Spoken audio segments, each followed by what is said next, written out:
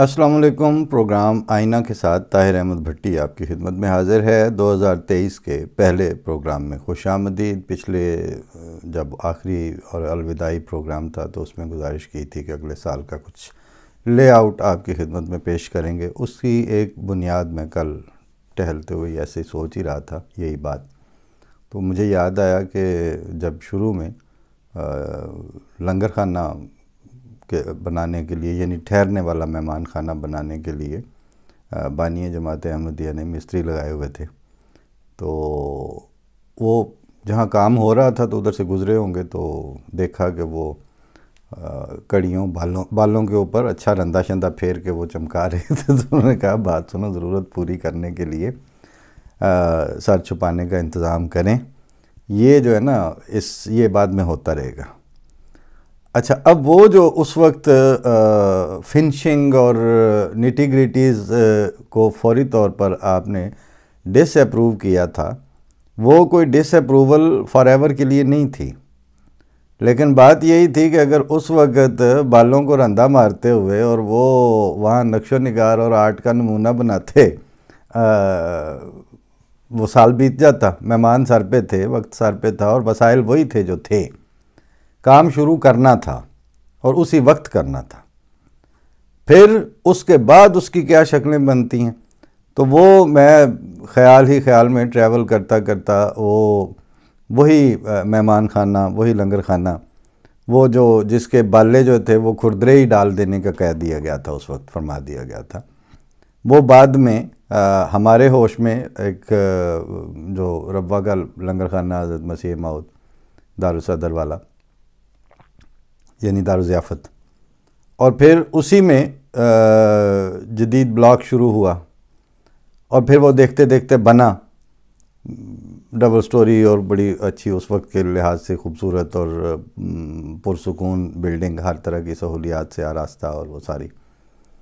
फिर वो दूसरे जो यानी जिनको अब तक याद होगा, वो एक पुराने जो हाल होते थे उसमें लकड़ी की कुर्सियाँ और लंबे लंबे मेज़ और स्टील की थालियाँ, और बस एक तरफ वो काउंटर होता था जिसमें एक तरफ पेटी पड़ी होती थी रोटियों वाली, पीछे से रोटियां उस पेटी में आ रही हैं, उधर से सालन डाल के तो वो रखा गया है, पानी के जग पड़े हैं और बस आ रहे हैं लोग, जा रहे हैं, खा रहे हैं, गुजर रहे हैं। फिर बाद में उसमें एक एक्सटेंशन हुई कि एक छोटा सा कमरा जो है वो साथ चाय वाला भी हो गया था। खैर, ये सारी चीज़ें हमारे लिए तो उस ज़माने में शऊर की ये किस्म नहीं थी, बस तफरीह थी कि अच्छा इधर से जाते हैं, ये इसमें इन मेज़ों के इर्द गिर्द घूमते हुए फिर उधर चले जाते हैं, और बड़े साथ होते थे। वो देखा वो सारा ज़माना।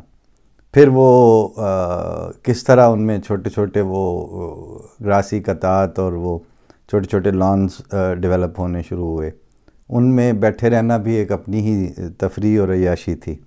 लेकिन वो साथ साथ उन बालों के ऊपर, उन कड़ियों के ऊपर रंदा फिरता रहा। यानी वो एक दिन, पहले दिन रंदा फेरने से मना किया था और आगे की सदियों तक वो रंदा जो था वो उसकी इजाज़त थी कि उसने डेवलप होना है। और वक्त के साथ साथ फिर ये जो नया बना दारुल ज़ियाफ़त वो भी हमने देखा, और उसमें किस लेवल पे वो चीज़ें चली गई, क्रॉकरी किस लेवल पे चली गई लोगों का। खैर, अब ये सारी वक्त के साथ साथ ज़माने आते हैं तो फिर वो चीज़ें बनती जाती हैं। हमें इस वक्त किस चीज़ का एहसास है ज़्यादा शिद्दत के साथ?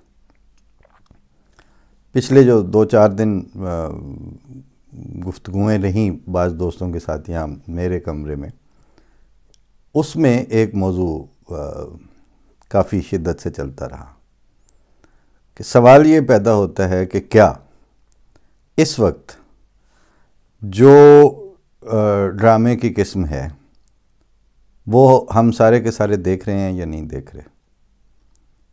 जो फिल्म चल रही है किसी तरह किसी हवाले से वो मशहूर हो जाती है, वो उसकी आप तक बाज़गश्त पहुंचती है, आप में से अक्सर लोग वो देखते हैं कि नहीं देखते। जो म्यूज़िक की मुख्तलिफ़ किस्में, गाने, गज़लें आ रही हैं वो आपके कानों में पड़ भी रही हैं, आप उनको पसंद भी कर रहे हैं।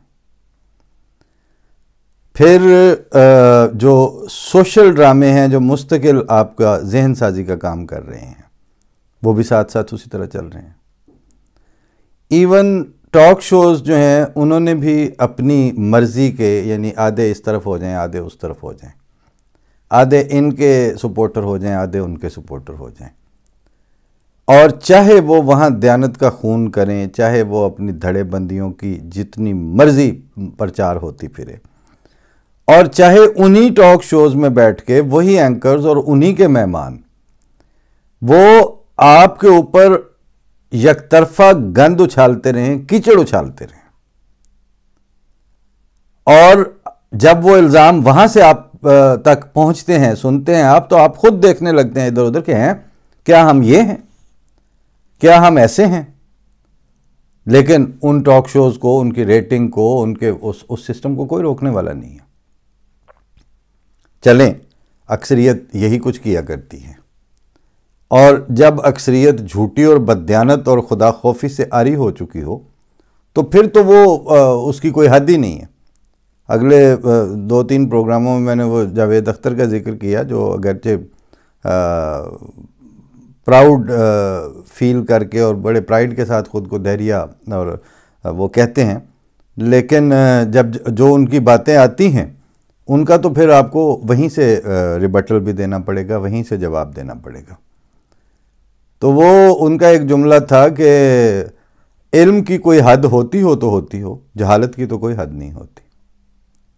खैर, ये उन्होंने जुमला ऑडियंस की तरफ उछाला और किसी एक आध उसकी चीज़ कोट भी की, लेकिन वाक़यातन यही है कि जिस वक्त आप खुदा खौफी से आरी हो चुके हैं, जैसे रसूलुल्लाह सल्लल्लाहु अलैहि वसल्लम ने फरमाया कि जहाँ जब तू बेहया हो चुका है तो फिर जो मर्ज़ी करता, फिर मतलब उसके बाद तो कोई रुकावट ही नहीं है ना। हया और लिहाज और वो, और हया सबसे ज़्यादा बंदों का लिहाज, और हया से पहले तो जिसको खुदाई का नहीं है उसने बंदों का क्या करना। अब ये सारा कुछ हमारे इर्द गिर्द हर वक्त मौजूद है, हम वक्त मौजूद है। फिर नावल आना है तो उसने भी अपनी कहानी साथ लेके आनी है। मैंने उनसे कहा कि हम टीवी पे जो ड्रामे चले हैं उनमें ज़्यादातर बहुत से स्क्रिप्ट जो हैं वो उमैरा अहमद के नावलों से अडॉप्ट किए गए, और उमैरा अहमद ने डेडिकेट करके ख़ुद को बानिया जमात अहमदिया के ख़िलाफ़ पूरा नावल लिखा। उसका पूरा स्क्रिप्ट ही मतलब खिलाफ वाक़या बकवास के ऊपर मबनी था, मगर वो हुआ। और उसमें उमैरा अहमद बेचारी उतनी कसूरवार नहीं है। इब्तिदा कहाँ से हो रही है? इशफाक अहमद जैसे सरबरा बुर्दा शख्सियत से।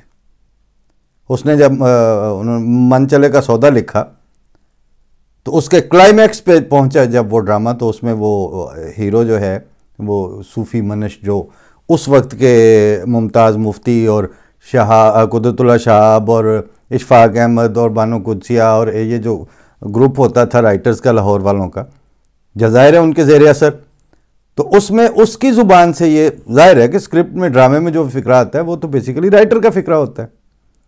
तो वो कहता है, भलिया लोका हुण नबी आने बंद हो गए ने, हुण ते दानिश्वरां ते साइंसदानां नूं ही जो करना है उन्होंने नहीं करना है। वो एक सूफ़ी मनश दरवेश आवाज़ लगाता है, कहता है। अब ये क्लाइमैक्स था, सेंटर ऑफ दैट प्ले। तो मैंने, जिसने मुझे वो किताब दी थी, तो मैंने उससे पूछा कि ठीक हो गया, ड्रामा भी टीवी पे चल गया है, इशफाक अहमद भी बड़े राइटर हैं, हुण जरा मैनू ये दसो कि इशफाक अहमद नूं केड़ा अदबी इल्हाम और वही होई सी जिदे च उन्हें बहसीयत अदीब साबित किया कि वही बंद हो गई है तो नबी आने बंद हो गए। As a writer, as a literary figure, उसका क्या काम था इस डोमेन में घुसने का? और वो घुसा, और आपने सारा आंखों पे रखना ही रखना, जो कुछ आपके पास है वही चलेगा। फॉर दैट मैटर, जैसे अल्लामा इकबाल आपकी पूरी लिटरेरी और पोइट्री की रिवायत में इकबालियात और फलां वो सारा उनकी कोख से फूट रहा है। और अल्लामा इकबाल ने किसी लम्हे में ये डिसाइड कर लिया कि अब ये काम, चूंकि यहाँ से मुझे वो पेनिट्रेशन नहीं मिली, जबकि उनके वालिद खुद मौजूद थे अहमदियत में, तो अब ये करना है कि मैंने अब ख़त्म नबूवत के इशू को इशू बना के देने वाले अल्लामा इकबाल हैं। उसकी फिनिशिंग करके एकेडमिकली उसको डिसेमिनेट करने वाले मौलाना मौदूदी हैं। उसके बाद तो जाहिल मुलवानों के हाथ में वो पकड़ा दिया और वो ले उड़े, बस बात खत्म। लेकिन ये सिलसिला आपके सामने और हमारे सामने चल रहा है ना, आज से नहीं चल रहा। इसकी तारीख, इसका जोग्राफिया, इसके पीछे नीयतें और इसके फॉर्मेट्स, इनमें से किस चीज़ का हमें इदराक और तफहीम नहीं है, सब पता है। लेकिन देखना यह है कि आप उन सारी चीज़ों को देखते चलें। ये कल परसों की गुफ्तगू है जो मैं एक तरह से आपके सामने रिप्रोड्यूस कर रहा हूँ। तो मैंने अर्ज़ किया कि आपने शौक़ से मेरे पास तुम हो ड्रामा भी देख लिया, और उस ड्रामे से शोहरत पाने वाला राइटर वो बाद में इंटरव्यू देने बैठता है तो वो उसको खत्म नबूवत हो जाती है। कहां खड़े हैं आपके राइटर? कहां स्टैंड कर रहे हैं आपका स्क्रिप्ट राइटर? किधर खड़े हैं आपके पॉलिटिशियंस? कहां हैं आपके सोशियोलॉजिस्ट्स? किधर हैं आपके फ्री थिंकर्स? कहीं पे भी नहीं है। वो अपनी सर्वाइवल की जंग आपके खून और आपकी गर्दनों के हवाले से लड़ रहे हैं, और हम लड़ने दें? क्यों लड़ने देंगे? उन्होंने नहीं होगा ऐसा। उनको जवाब दिया जाएगा, बताया जाएगा कि आप लोग फलां फलां जगह बेईमान हो और आप लोग कहीं पे भी स्टैंड नहीं करते।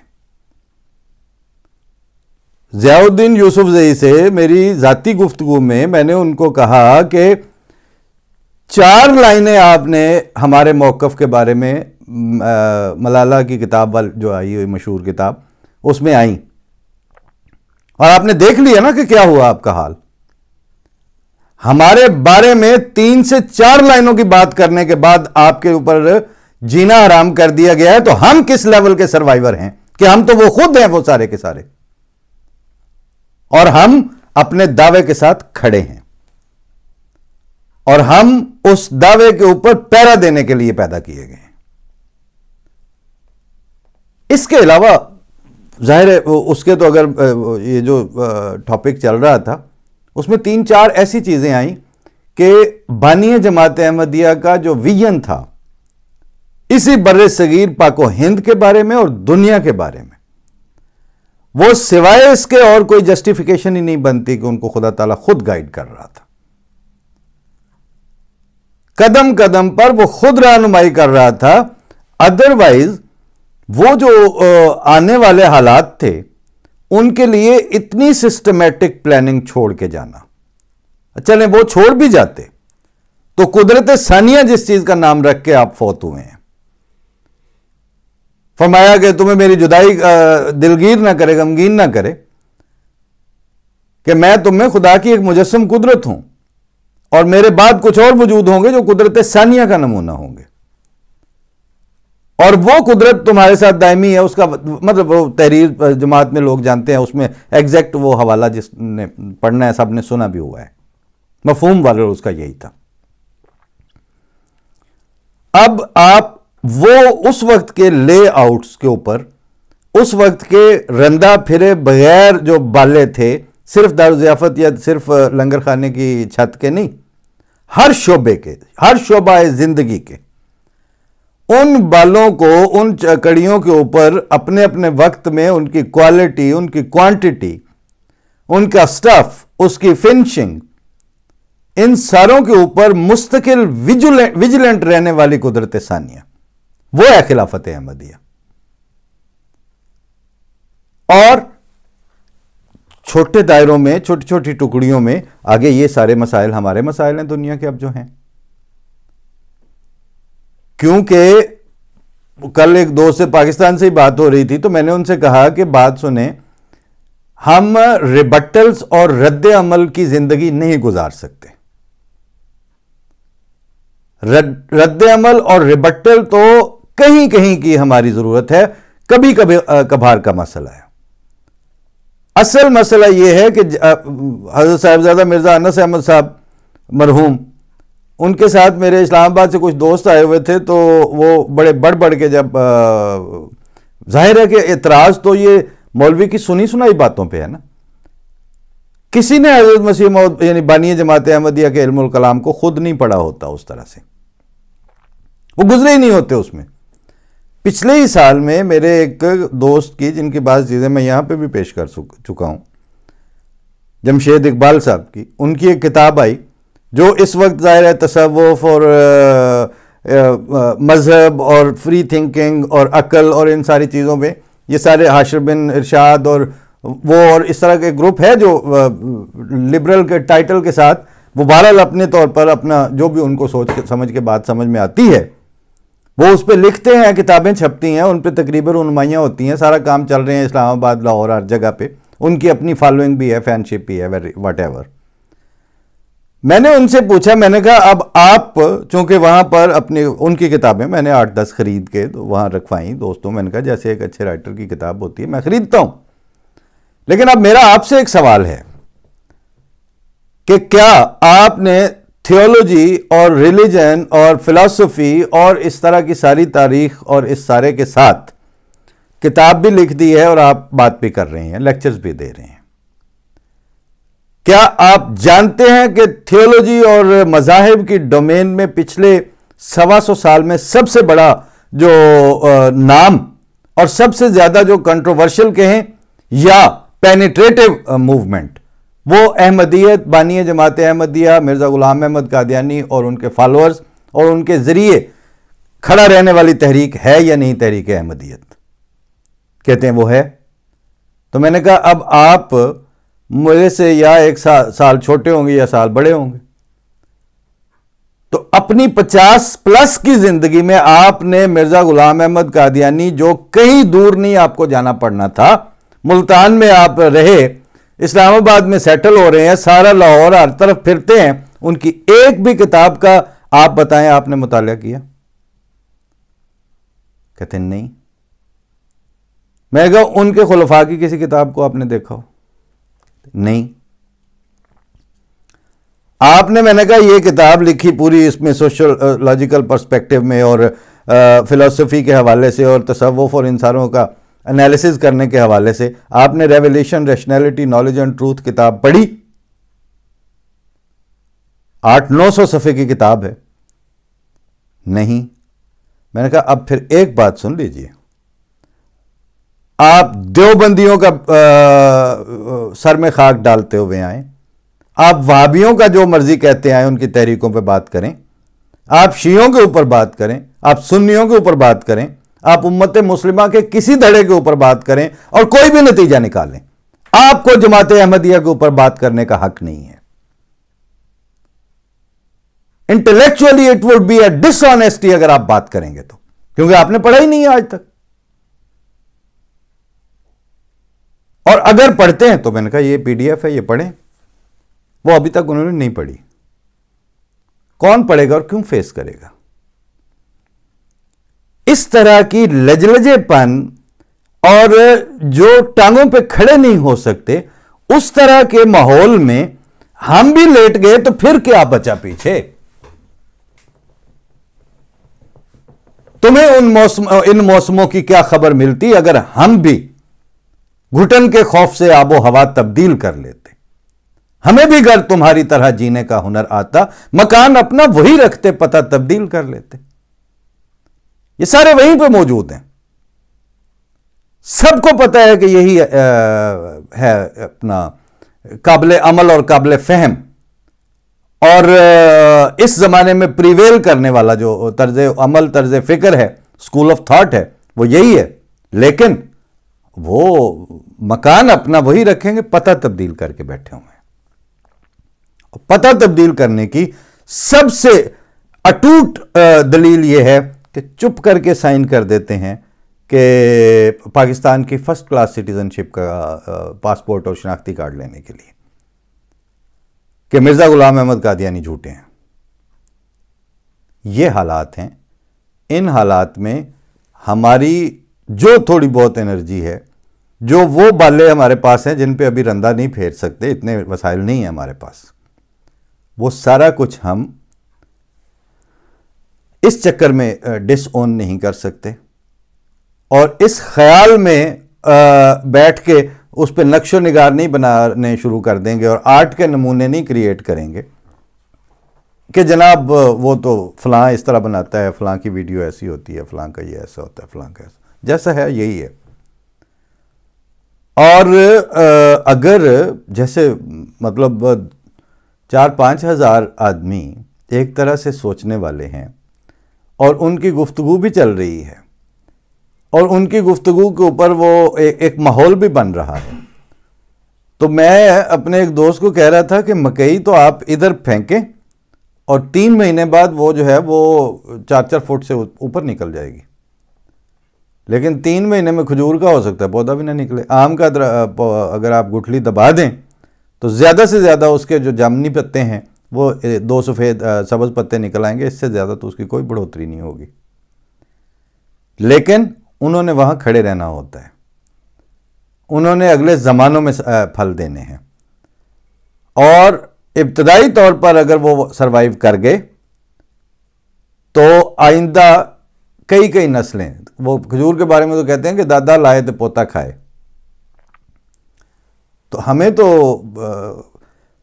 इस तरह का सफ़र दरपेश है और इसी तरह की अभी हमें बात करनी है। हमें अपने अज़हान जो हमने सारे उन स्क्रिप्ट राइटर्स के सुपुर्द कर दिए हुए हैं जो गैर अहमदी तो बहरहाल हैं, ऊपर से वो दहरिया भी हैं, अक्सर उनमें से अक्सर बायस्ड मुसलमान हैं, उनमें से अक्सर फ़िरका परस्त किस्म के राइटर्स हैं और उनमें से अक्सरियत कम्युनिज्म पे फरेफ्ता किस्म के कम्युनिस्ट सुर्खे हैं। उनके हाथ में आपने अपनी जितने ह्यूमन स्टफ़ है उनकी जहन साजी के लिए ओपन छोड़ा हुआ है ना। मतलब हमारा स्क्रिप्ट हम खुद क्यों नहीं है, और हमें अपना स्क्रिप्ट खुद लिखना पड़ेगा अब। इसीलिए हम ये जो कुछ कर रहे हैं वो कर रहे हैं। तो अगले साल में कोशिश करेंगे कि एक दो चीज़ें, एक आध किताब आए इंशाल्लाह। दूसरा ये कि थोड़ा आउटरीच करने की भी मैंने जैसे बात की थी। तीसरा जैसे पहली सेमाई में या उसके बाद जहाँ से मैंने वो प्रोग्राम किए थे इंटरनेशनल कोर्ट ऑफ जस्टिस में, वहाँ पे बाकायदा एक हफ़्ता गुजार के उनका इंशाल्लाह लाइब्रेरी रिसर्च भी करेंगे, उस दौर की चीज़ें अथेंटिक माखज़ से उठा के फिर वहाँ के स्टाफ को इंटरव्यू करेंगे और ये बताएंगे कि इंटरनेशनल जस्टिस जो है उसको थर्ड वर्ल्ड कंट्रीज़ में बिलउमूम और पाकिस्तान में बिलखुसूस डिसेमिनेट करने के रास्ते में क्या क्या इफ्स एंड बट्स हैं और क्यों हैं। और उनकी बुनियाद ये नहीं होगी कि हमारे साथ क्या हो रहा है, उनकी बुनियाद ये हो रही है कि वहां 22 करोड़ इंसानों के साथ क्या हो रहा है। तो जो इस लेवल के बददियानती सोसाइटी में अपना झाड़ू फेर चुकी हो, वो आपको यानी हमें सिखाने आएंगे कि हमने ये बात करनी है और हमने ये बात नहीं करनी, और हम उनसे सीख के और उनको प्लीज करने के लिए अपना स्क्रिप्ट डेवलप करेंगे। कतन नहीं, ऐसा नहीं होगा। हम अपना स्क्रिप्ट वो डेवलप करेंगे जो हमारे ज़मीर के मुताबिक दुरुस्त लगता है, और उस लिखे हुए स्क्रिप्ट को उसकी ऑडियंस नसीब होना, उसको मुख्तलिफ फॉर्मेट्स में पेश करने वाले लोगों का आगे आना, उसके लिए इसी रंदा फेरे हुए बगैर जो हमारा इनिशिएटिव है इसको बड़ी मीडिया ऑर्गेनाइजेशंस की आइंदा फ्यूचर में शक्ल देना, ये हमारा काम नहीं है, ये हमारे बस से बाहर है। माली दा काम पानी देना, पर पर मशकां पावे, मालिक दा काम फल फुल लाने, लावे या ना लावे। इसी पे आज के प्रोग्राम से इजाज़त। इंशाअल्लाह आगे बात होगी आपसे अगले प्रोग्रामों में। फ़ी अमानिल्लाह। अस्सलाम वालेकुम।